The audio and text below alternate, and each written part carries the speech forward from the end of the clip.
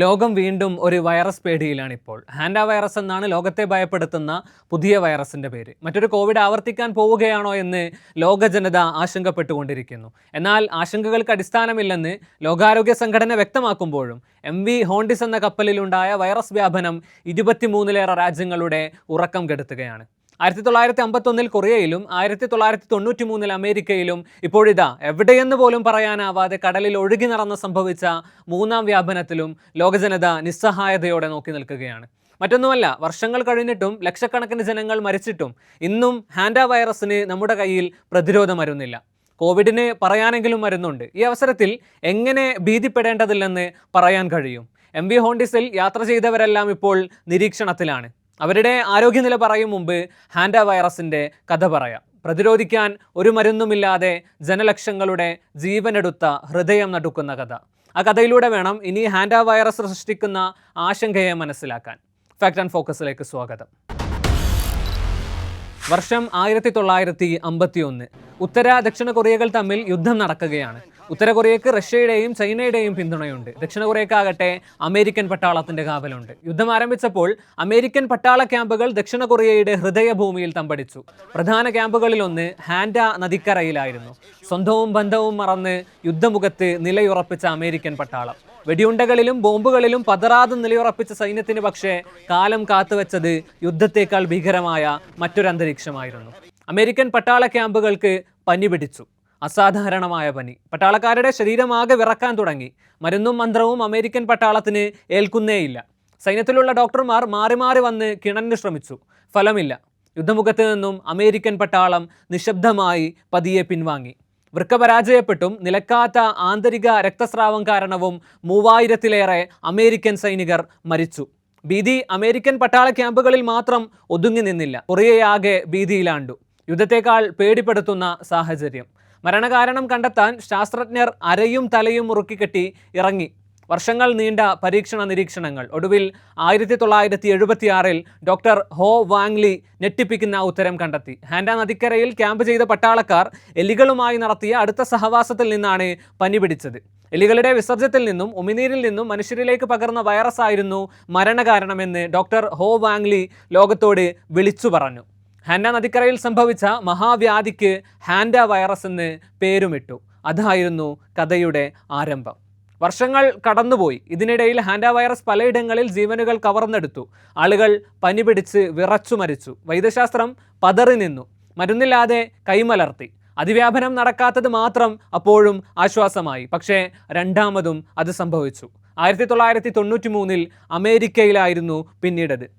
American ജനതയെ hanta virus വിടാതെ പിന്തുടർന്ന കഥയാണത്. അരിസോണയുടെയും ന്യൂ മെക്സിക്കോയുടെയും പ്രാന്തപ്രദേശങ്ങളിൽ ഹാൻഡ വൈറസ് അതിവേഗം വ്യാപിച്ചു. മരുന്നില്ലാത്ത രോഗത്തിന് മുന്നിൽ അമേരിക്ക നിന്ന് വിറച്ചു. ഭീകരമായൊരു വ്യാപനശേഷം ഹാൻഡ വൈറസ് പതിയെ സ്വാഭാവികമായി ശമിച്ചു. ആയിരക്കണക്കിന് ജീവനുകളെടുത്ത് ചരിത്രത്തിൽ നിന്നും മെല്ലെ മാറി നിന്നു. പിന്നീട് ഒരു വിടവുണ്ടായിരുന്നു. ആ വിടവിലാണ് കോവിഡ് വന്നുപോയത്. ഒടുവിൽ ഇപ്പോഴിതാ ഹാൻഡ വൈറസിൻ്റെ മൂന്നാം വരവാണ്. അറ്റ്ലാന്റിക്കിൽ ഒഴുകി നടന്നായിരുന്നു ഇത്തവണത്തെ വരവ്. MV ഹോണ്ടിസ് എന്ന ക്രൂയിസ് കപ്പലിൽ സംഭവിച്ച മൂന്നാം വരവ് എങ്ങനെയായിരുന്നു എന്ന് പറയാം. ഏപ്രിൽ 1 അർജന്റീനയിലെ ഉഷായയിൽ നിന്നും വ്യത്യസ്ത ദ്വീപുകളിൽ പക്ഷി നിരീക്ഷണം നടത്താനായി ഒരു ഡച്ച് കപ്പൽ പുറപ്പെട്ടു. 140-ലേറെ അംഗങ്ങളുണ്ടായിരുന്നു സംഘത്തിൽ. മെയ് 10 സ്പെയിനിൻ്റെ കാനറി ദ്വീപുകളിൽ എത്താനായിരുന്നു സംഘത്തിൻ്റെ തീരുമാനം. നിരീക്ഷണ സംഘം കേപ്പ് വെർഡെ ഉൾപ്പെടെയുള്ള പശ്ചിമ ആഫ്രിക്കൻ ദ്വീപുകളിലും മറ്റും സന്ദർശിച്ചു. ചിലയിടങ്ങളിൽ എത്തിയപ്പോൾ സംഘത്തിൽ നിന്നും ആളുകൾ പിരിഞ്ഞുപോയി. ഇതായിരുന്നു യാത്രയുടെ മൊത്തത്തിലുള്ള ചിത്രം. ഇതിനിടയിലായിരുന്നു ഹാൻഡ വൈറസിൻ്റെ കടന്നുവരവ്. ഒഴുകി നടന്ന ക്രൂയിസ് കപ്പൽ ലക്ഷ്യസ്ഥാനം തൊട്ടില്ല. ഉത്ഭവ കേന്ദ്രം കണ്ടെത്താനാവാത്ത വിധം ഹാൻഡ വൈറസ് കപ്പൽ സംഘത്തിൽ കയറിക്കൂടി. 3 മരണങ്ങൾ സംഭവിച്ചു. 10ഓളം ആളുകൾക്ക് വൈറസ് സ്ഥിരീകരിച്ചു. ഇടയ്ക്ക് യാത്രയിൽ നിന്നും പിരിഞ്ഞവരെ ലോകാരോഗ്യ സംഘടന പിന്തുടർന്ന് നിരീക്ഷിച്ചു കൊണ്ടിരിക്കുകയാണ് നിലവിൽ. കപ്പൽ കഴിഞ്ഞ ദിവസം കരക്കെടുത്തിരുന്നു. 23-ലേറെ രാജ്യങ്ങളിലുള്ളവർ നിലവിൽ നിരീക്ഷണ പട്ടികയിലുണ്ട്. കപ്പൽ ജീവനക്കാരായി 2 ഇന്ത്യക്കാരും ഉണ്ടായിരുന്നു. പക്ഷേ ലോകാരോഗ്യ സംഘടനയുടെ നിരീക്ഷണ രാജ്യങ്ങളിൽ ഇന്ത്യ ഇല്ല എന്നതാണ് ആശ്വാസ വാർത്ത. ഇനി പ്രധാന ചർച്ചയിലേക്ക് വരാം. കോവിഡ് പോലെ ഭയക്കേണ്ടതുണ്ടോ ഹാൻഡ വൈറസിനെ? അത് പറയുമ്പോൾ ഒരു താരതമ്യ വിശദീകരണം ആവശ്യമുണ്ട്. മരുന്നിനെ കുറിച്ച് ആദ്യം പറയാം. കോവിഡിന് നിലവിൽ പ്രതിരോധ മരുന്നുകളുണ്ട്. എന്നാൽ ഹാൻഡ വൈറസിന് നാളിതുവരെയായിട്ടും പ്രതിരോധ മരുന്ന് കണ്ടെത്തിയിട്ടില്ല. അപ്പോൾ വൈറസ് വ്യാപിച്ചെങ്കിൽ കോവിഡിന് സമാന സാഹചര്യം തന്നെയായിരിക്കുമെന്നതിൽ ഒരു സംശയവുമില്ല. നമുക്കറിയാം, കോവിഡ് വ്യാപിച്ചപ്പോൾ മരുന്നിൻ്റെ അഭാവമുണ്ടായിരുന്നു. ഇനി വൈറസ് വ്യാപിക്കുന്ന രീതിയുടെ അടിസ്ഥാനത്തിൽ പരിശോധിക്കാം. കോവിഡ് അതിവേഗം മനുഷ്യരിൽ നിന്നും മനുഷ്യരിലേക്ക് വ്യാപിക്കുമായിരുന്നു. എന്നാൽ ഹാൻഡ വൈറസ് അങ്ങനെയല്ല. 20 വ്യത്യസ്ത വകഭേദങ്ങളുള്ള ഹാൻഡ വൈറസിൻ്റെ ആൻറ്റീസ് എന്ന വകഭേദം മാത്രമാണ് മനുഷ്യരിൽ നിന്നും മനുഷ്യരിലേക്ക് പകരുക.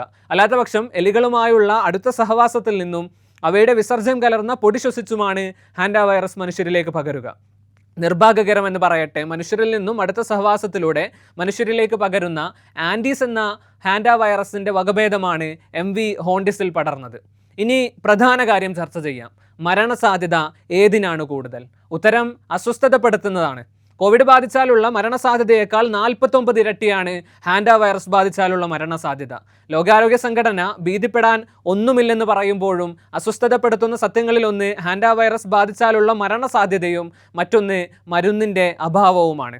നിലവിൽ പേടിക്കാനില്ലെന്ന് ലോകാരോഗ്യ സംഘടന പറയുന്നത് വെറുതെയല്ല. കൃത്യമായ നിയന്ത്രണങ്ങളും നിരീക്ഷണങ്ങളും നടത്തി തന്നെയാണ് ലോകാരോഗ്യ സംഘടന അത് പറയുന്നത്. സാഹചര്യങ്ങൾ സുരക്ഷിതമായി കൈകാര്യം ചെയ്യാൻ ലോകരാജ്യങ്ങൾക്കെല്ലാം സാധിക്കട്ടെ എന്ന് തന്നെ നമുക്ക് ആഗ്രഹിക്കാം. ലോകം തന്നെ സ്തംഭിക്കുന്ന മറ്റൊരു മഹാരോഗ വ്യാപനം സംഭവിക്കാതിരിക്കട്ടെ.